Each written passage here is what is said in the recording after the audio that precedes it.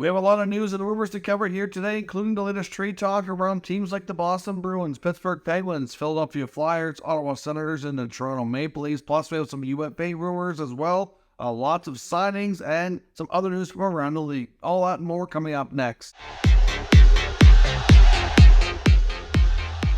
So welcome back to another video here at Top Shelf Hockey. As I mentioned, we have a lot to cover here in today's video. Today, of course, was day 2 of the 2023 NHL Draft. We saw rounds 2 through 7 completed. We did have a few trades earlier today, but it wasn't as busy of a day as some had anticipated. However, sometimes when it happens at the draft, you have all kinds of conversations. Sometimes things kind of have your seed planted and then they come together maybe a few days or a week later, sometimes a little bit further once free agency officially begins. So I wouldn't rule out a lot of the deals we've discussed possibly going down, still coming together. Just sometimes takes a little bit more time.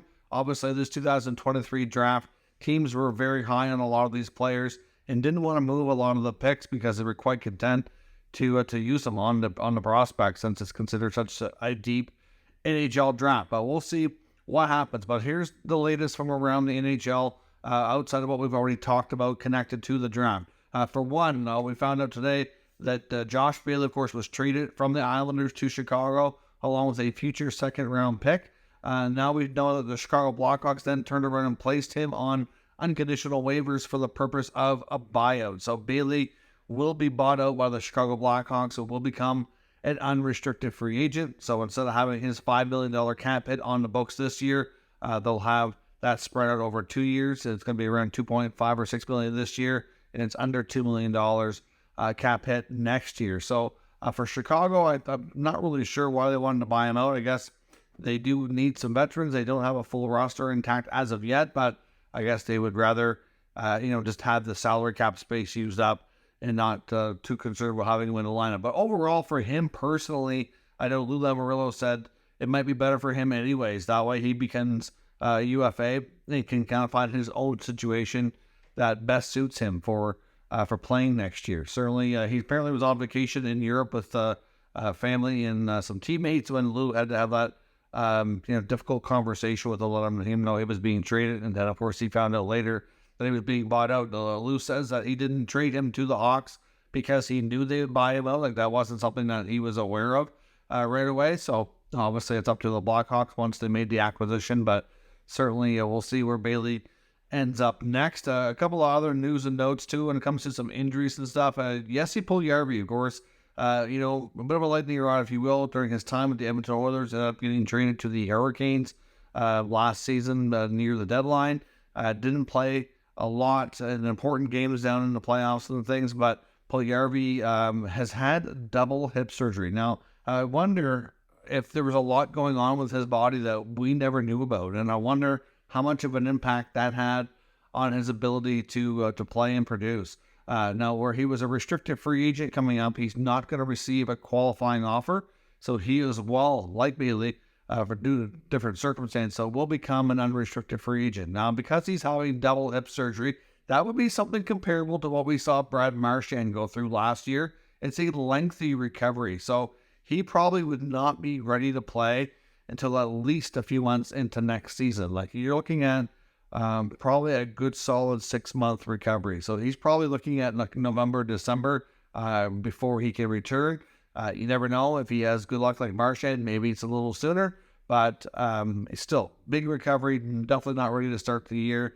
I wonder if that'll impact him getting assigned now. I mean, or maybe he'll get to be a late signing with a prorated cap hit next year. Hard to say. Or will he even end up just going back to Europe? You gotta wonder what the future holds for Jesse Puljujarvi. But the fact that he needed the surgery, I do have to wonder how much it impacted him and his ability to play and be anywhere close to the player that he was expected to be when he was drafted. We'll see. Now, the Chicago Blackhawks, outside of buying out Bailey, also announced today that they have some players that they're not going to be offering qualifying offers to on the RFA side of things, which include Anders Bjork, Austin Wagner, and defenseman Caleb Jones. Caleb Jones was a little bit more of a surprise. Of course, his older brother Seth, the highest paid player on the Blackhawks, will be there for a long time, unless at some point he gets traded, but hard to imagine that would be a complicated deal given his contract. But basically what Kyle Davidson had to say about Caleb Jones was that they like him as a player, but they don't feel like they basically need to spot more for younger D. So it sounds like they want to go younger on the back end, and that he didn't feel it was right to bring Caleb back and not be an everyday regular player, that he would be better served to let walk as a UFA and see if he can find another team that can sign him to take him on where he can be a regular everyday contributor. I mean, Caleb Jones to me still, I think, has some decent potential. Even if he might be a bottom pair defenseman, but I know even back when he was in Edmonton, like there were times when he looked like he had a real decent chance to be, definitely in top 6 at times. I thought maybe he could be a top 4, maybe a second pair. Now I think, maybe third pair might be better suited for it. Depends on how strong the team he's on, I guess. But he'll be another defenseman added here to the UFA list. So it'll be interesting to see where he ends up. A few other signings as well. The Devils have signed Shane Bowers. Of course, he was acquired in a trade in the last couple of days here as well. Bowers has a 1-year contract, $775,000. It's a 2-way deal as well, so he can be paid a lower amount in the minor leagues. And the Ottawa Senators also signed defenseman Jacob Larson to a 1-year, 2-way contract, paying him $775,000 at the NHL level as well.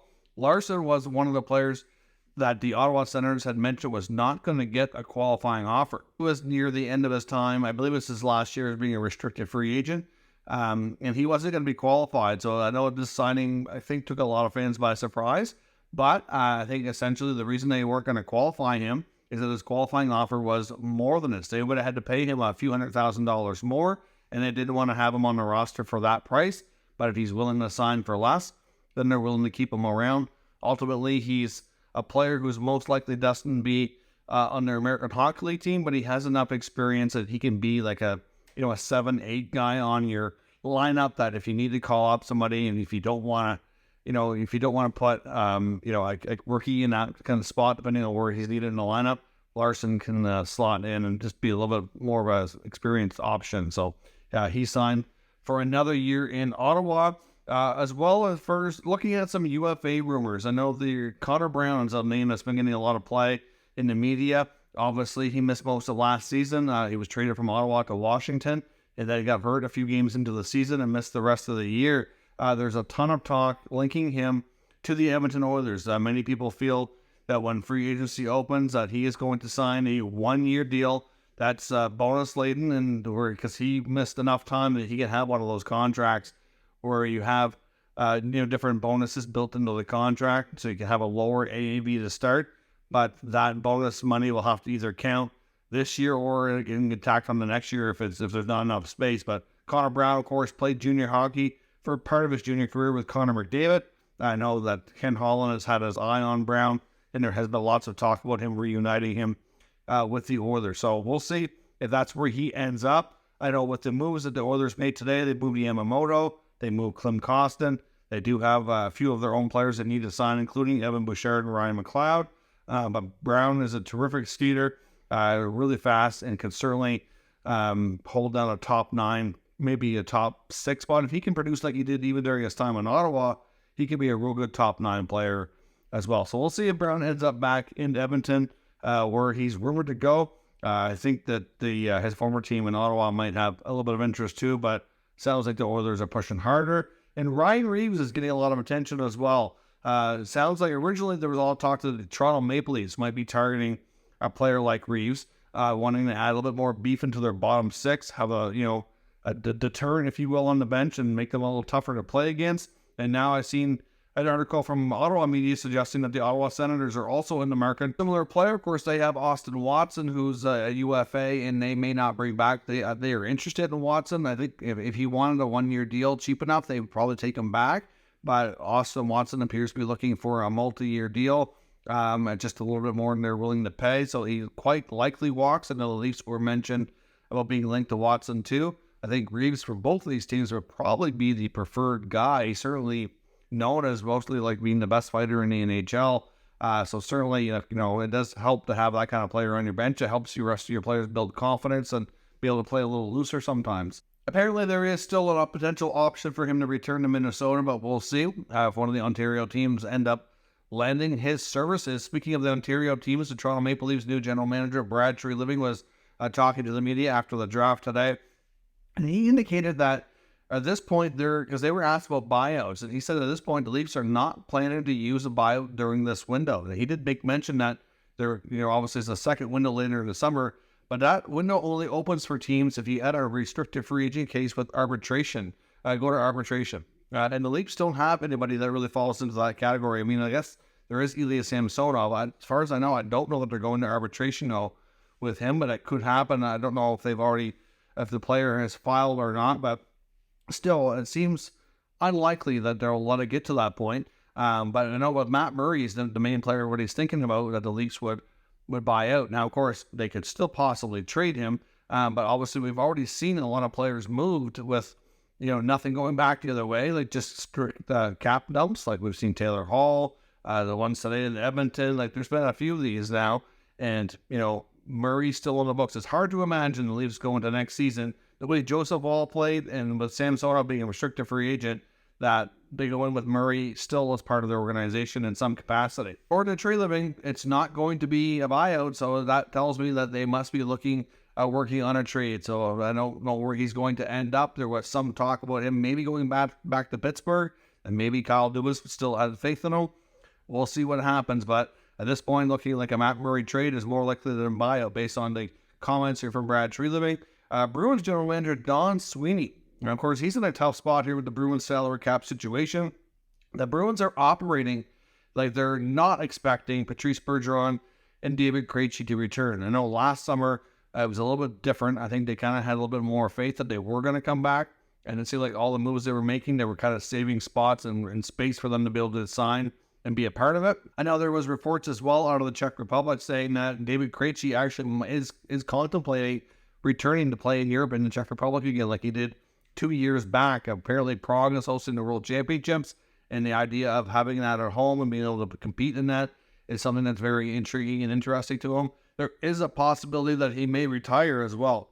And then he also, there was comments in that report saying that Krejci may not even start the season if he is playing, that he may be a late start. So I don't know if he's recovering from an injury or if he needed a surgery. I haven't heard anything of that effect, but either way, it sounds like Krejci's not planning on playing the whole year next year, and if he does, it might be in Europe. So between that and the way things ended with Patrice Bergeron and his final game in the playoffs, it sure looks like they're not returning, and the team is operating like they're not. I know Sweeney made comments again. He's made this numerous times. I've heard about at least 3 different occasions and different interviews that he's done in the last week, where he says he is not expecting to be able to re-sign any of the UFAs like Tyler Bertuzzi, Karen Hathaway, or Dmitry Orlov that he acquired at the deadline. I did see confirmation from some NHL reporters today as well, saying that Tyler Bertuzzi indeed was hitting the market on July 1. Orlov is just going to be too expensive. I think that one was the most obvious that they were not going to be able to sign. I think maybe they can sign Hathaway. Now, Sweeney did say that the only way he'd be able to come back to any of these players is if they made a cost-cutting trade. I know at the draft there was some reporters that were convinced that the Bruins were going to be trading a goaltender, whether it be Linus Ullmark or Jeremy Swayman. Swayman's one of those players that needs a new contract, along with the guy like Trent Frederick. They are rumored to be bringing back Milan Lucic as well on a 1-year deal, around $900,000 when free agency opens on Saturday as well. But still, that's going to be a depth piece here at the end of the day. They need to replace some of these other guys. They're going to have some holes down the middle at center ice. Like, you gotta wonder what this Bruins team is going to do. They're going to look very different if that's the case. If all these deadline acquisitions don't come back, Bergeron's not back, Krejci's not back, they still be a good team? Sure, they could. If the goalies are back, they're going to have good goaltending. They're still going to have a pretty good blue line. They're going to have some scoring out front, but it makes you wonder how they're going to be able to do things. It'll be questionable if they can come anywhere close to duplicating last year's performance. But at the end of the day, the main story here is that Ullmark is the guy that a lot of people are convinced might get moved, but we'll see. He's at 2 years left on his contract, $5 million, just won the Vezina. It's tough to move on from that. Every team needs a solid goaltender if you're going to win a lot of hockey games, clearly. But are they ready to hand over the reins to Jeremy Swayman and break up the goalie friendship that they have there? Certainly those two guys are great friends, and their goalie hug has become pretty famous around the NHL. So I'll be curious to see what Boston does and just how different they look next year. The Flyers were pushing hard to move Travis Sanheim at the draft. It sounds like they had lots of conversations, but at this point, it's not looking like things are going to materialize. If they were going to move him, they were going to be getting a 2023 first-round pick in return. At least that's what one of the main goals was.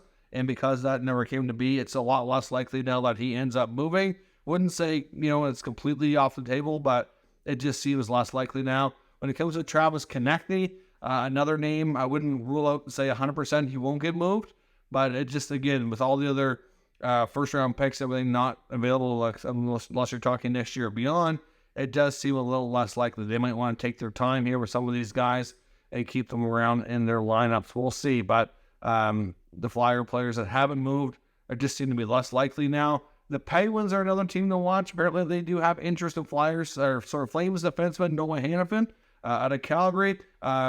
He's a player that some of them feel would be a great partner for Chris Letang, and I agree, he probably would be. Obviously, I don't know what the price tag is going to be under the Flames organization to move Hanifin, but the Penguins do have heavy interest. But to make it happen, they need to be able to move Jeff Petrie, and there has been some talk that might be a possibility. He hasn't really worked out there after leaving Montreal. A lot of people thought that he would be able to bounce back and do better in Pittsburgh, find this game, get back to being a good puck-moving, point-producing defenseman, and just not really where things need to be at all. When it comes to Hanifin, though, the Penguins are not the only team in the mix. The Panthers and the Sabres also reportedly pushing quite hard and have a heavy interest there as well. We'll see if things materialize.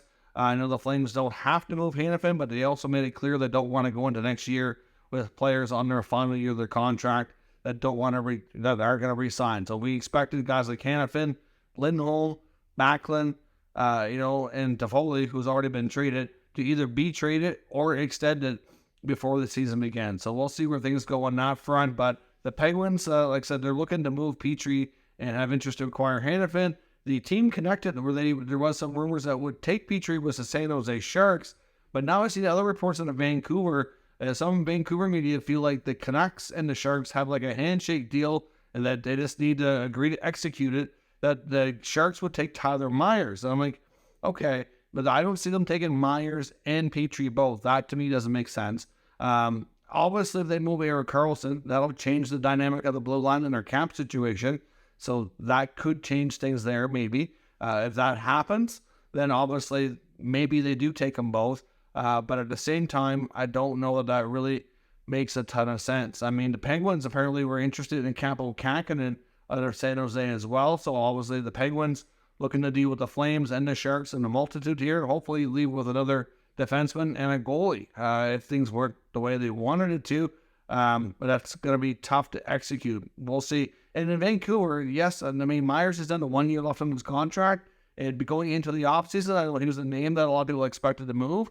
But considering what's happened here, that they're likely not qualifying Ethan Bear, and they've already made other moves on this blue line, that I don't know if they can really afford to move Myers. I mean, we'll have to wait and see. But the Sharks look like they might be willing to take one of those guys off their hands, but they're going to have to be paid an incentive to do it. And when it comes to Ottawa and Alex Debrincat, essentially, at this point, the main thing that appears to be holding things up is the Sens GM Pierre Dorion will not give permission to Debrincat and his agent Jeff Jackson to speak to other teams about a contract extension as part of a trade. So they're trying to shop his services, but knowing that basically Debrincat gave a list of teams to Dorion, saying these are the teams I would consider a contract extension with, and that's all they would have. Essentially, they were kind of in the same boat themselves when they acquired Debrincat. He had a year left on his contract. It was under the impression that he would likely sign, but of course they didn't have those discussions ahead of time. Now they're finding out that maybe not so much. And it's not even so much that he doesn't like Ottawa, doesn't like the team, doesn't like the coach. At the end of the day, Debrincat and his agent just said that this might be the only time that he really has a good chance at being an unrestricted free agent, and he wants to see what's out there and make a long-term decision for he and his family. It's just that simple. If he signs now, he won't know, where else could have been, so to speak. And that's the whole point of being in UFA. But without letting the agent speak to other teams about a contract, it does make it awfully hard in order to work out a deal with a sign and trade, which is going to bring you the best return. So I do wonder, unless that changes, it's going to be awfully challenging for them to get a deal done. And you know what? As much as it's a possibility they could sign him to a 1 year deal, and deal with this sometime during the season or punt it down the road. I think it's better off to get it done before the season starts. The team and everybody's going to know he doesn't want to sign long term, and I would be worried about there being, a distraction and having an impacting the team and its production.